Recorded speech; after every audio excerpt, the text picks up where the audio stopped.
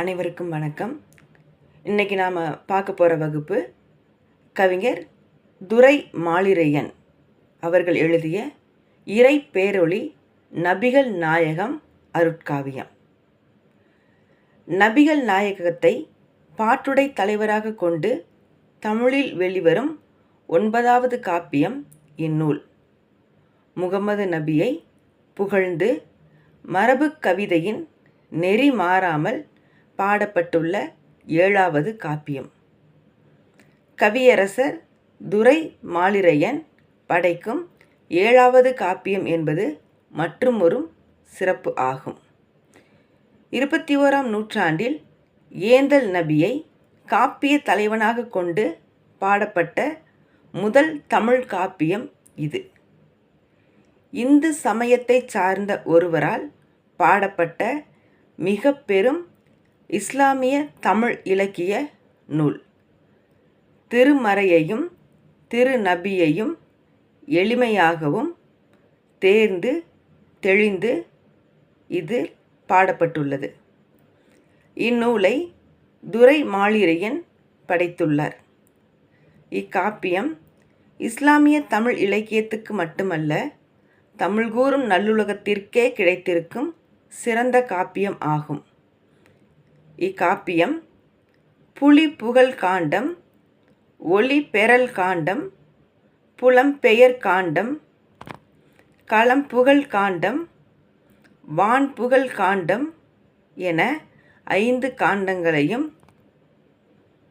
35 பாடல்களையும் கொண்டுள்ளது.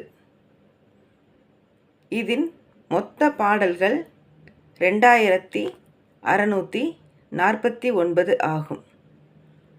நமக்கு பாடப்பகுதியாக அமைந்த பாடல்கள் புதுமைகள் தொடங்கிய படலத்தில் இடம்பெற்றுள்ளது.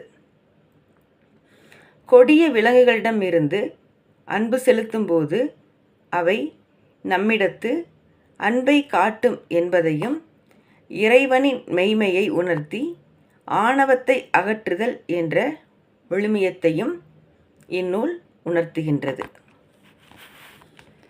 புதுமைகள் தொடங்கிய படலம். புலி உரையாடியது. காட்டு வழியே சென்றார். வெள்ளம் விட்டு வெளிவந்த விளைநல் நெறியார் நபி பெருமான் உள்ளம் மகிழ்ந்த வணிகருடன் ஒன்றி நடந்து செல்கையிலே முள்ளம் மன்றி முயல் கூட்டம், முதுகில் வரிகொள் அணில் ஓட்டம், புல்லும் விலங்கு வகையினமும் பொலிய கண்டு மகிழ்ந்தார்கள். என்னன்னா, ஒரு காட்டு வழியாக முகமது நபிகள் போகிறாரு. அவங்க கூட ஒரு 4-5 பேர் சேர்ந்து போகிறாங்க. ஒரு காட்டு வழி. ஒரு காடு எப்படி இருக்கும் அப்படிங்கிறது நமக்கே தெரியும். நல்லா அடர்ந்த ஒரு வனப்பகுதி, நிறைய மரங்கள் இருக்கும். அணில்கள் ஒரு பக்கம் ஓடிக்கிட்டு இருக்கும், மயில் ஒரு பக்கம் ஆடிக்கிட்டு இருக்கும், முள்ளமன்றிகள் இருக்கும். அப்போ இந்த அத்தனை காட்சிகளுமே நபிகள் நாயகம் செல்லும் அந்த வழியிலையும் நடந்துக்கிட்டு இருக்கு. இது அத்தனையும் பார்க்குறதுக்கு அவ்வளோ அழகாக இருக்குது. அதனால் அதை பார்த்து எல்லோரும் மகிழ்கிறாங்க. பொலிய கண்டு மகிழ்ந்தார்கள் அப்படின்னு சொல்கிறாங்க. அப்போ இதெல்லாம் பார்த்துட்டு ரொம்ப மகிழ்ச்சியாக அவங்க காட்டுக்குள்ளே போய்கிட்டு இருக்காங்க. நல்லூர் வருகை எதிர்கண்ட நாட்டுப்புறத்தான் ஆங்கொருவன் பொல்லார் தம்மை கண்டொருவர் புறத்தை ஓடும் செயல் போன்று வல்லோர் முன்னே நடுக்கமுற வந்தான் நொந்தான்.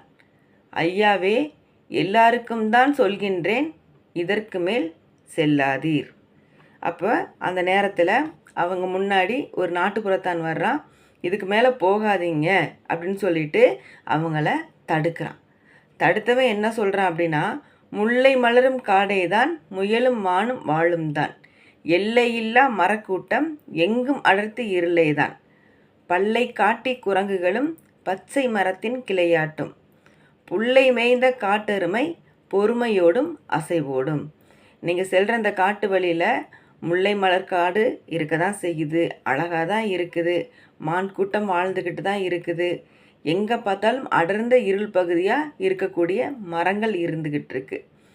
அழகாக பல்லை காட்டி இழிக்கக்கூடிய குரங்கு கூட்டம் ஒரு பக்கம் இருக்குது. அது மட்டும் இல்லை, அங்கே இருக்கக்கூடிய பச்சை மரத்தின் கிளைகளை ஆட்டக்கூடிய காட்டெருமை கூட்டமும் ஒரு பக்கம் இருந்துக்கிட்டு இருக்கு. இது அத்தனையுமே இந்த காட்டுக்குள்ளே இருக்குது, நடக்குது அப்படின்னு சொல்லிட்டு அவன் நபிகள் நாயகத்தையும் அவங்க கூட வர்றவங்கள பார்த்தும் அவன் சொல்கிறான்.